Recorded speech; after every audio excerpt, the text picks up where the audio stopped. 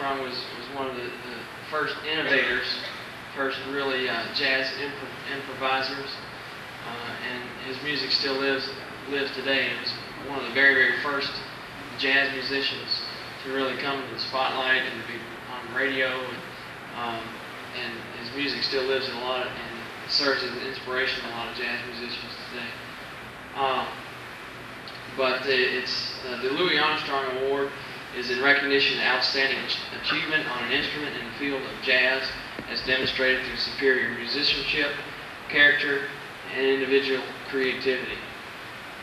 The person that I've selected is very creative, and he's just a phenomenal musician, and he leads by his example of character and responsibility, always there, always playing a part, and it really adds to when you meet once a week, it really adds to the ensemble, because you have to be there to have the ensemble develop. This person has also served in the representing Marl High School, one of two people to serve as the McDonald Atlanta area all-star jazz member. He plays lead trombone in that group. He plays lead trombone in our ensemble. The Louis Armstrong Jazz Award to Eric B. Bradley.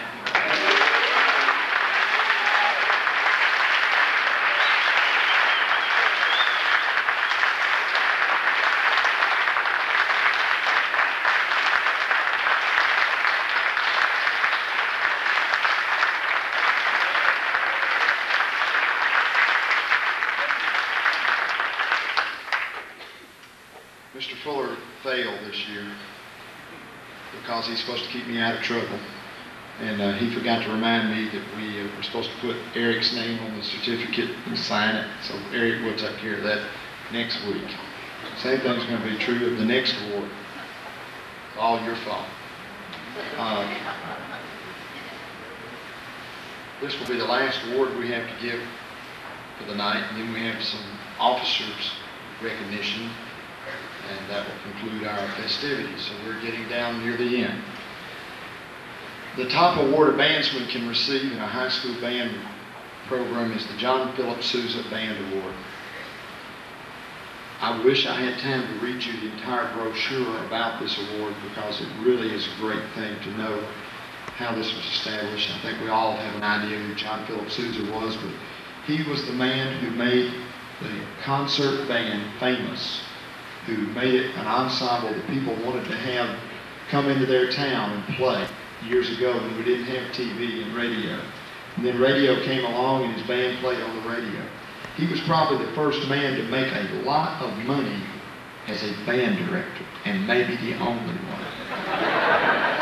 But John Philip Sousa made a good living after he retired from the Marine Corps with his professional band. He was the Marine Corps band director and wrote thousands of marches. And of course, the national march, Stars and Stripes Forever, was written by John Philip Sousa. This award states that it is in recognition of outstanding achievement, so you start with that, outstanding achievement and interest in instrumental music, for singular, that means set apart, singular merit in loyalty, and that's a real important word to a band program, loyalty and cooperation, and for displaying those high qualities of conduct that school instrumental music requires. The John Philip Sousa Band Award for this year is hereby presented to Pam Slaughter.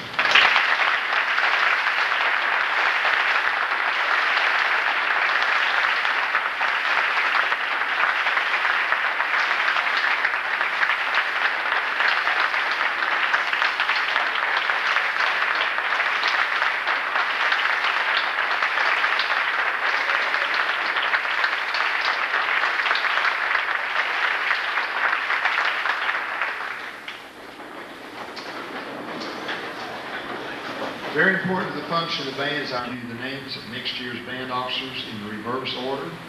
Certainly I would have to say that number 8 is no slouch, and each of these people is indeed honored to be selected by their fellow students.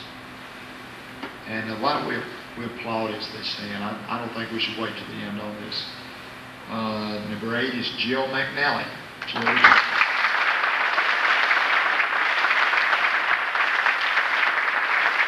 Brooks is number 7. Mia Brooks.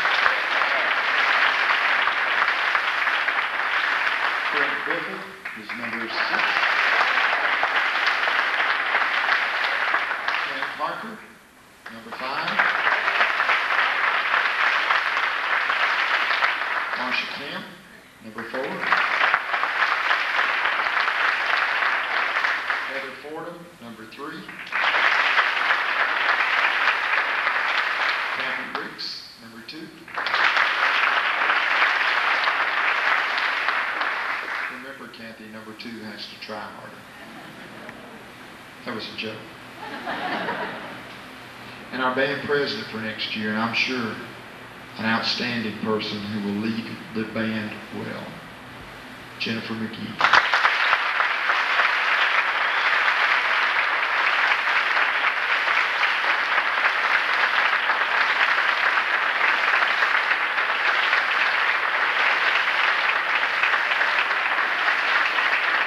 In August of 1980, Matt Fuller was entering the 11th grade at Lafayette High School in Kentucky. He had just been to band camp, and Martha Lynn Bauman was one of the instructors at the camp. She tells me he had a lot more hair back then. In August of 1980, the Atlanta Braves were in last place in their division. Yeah, some things never change.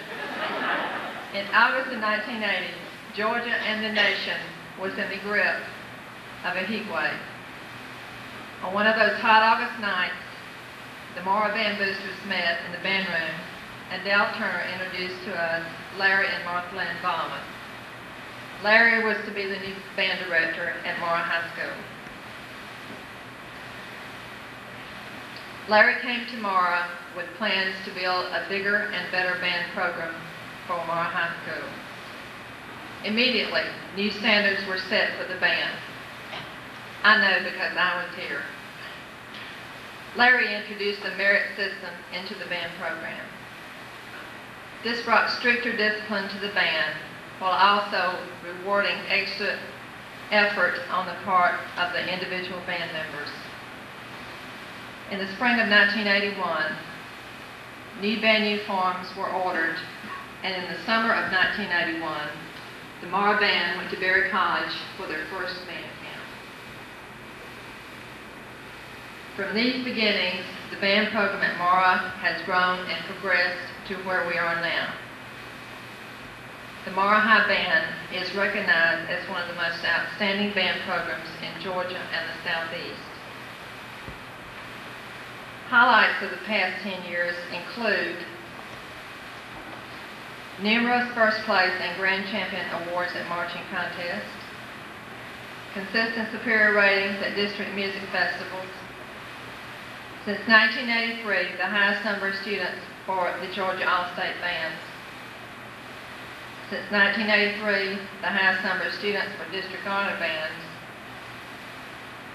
An average of 10 students every year has been awarded music scholarships to colleges all over the Southeast.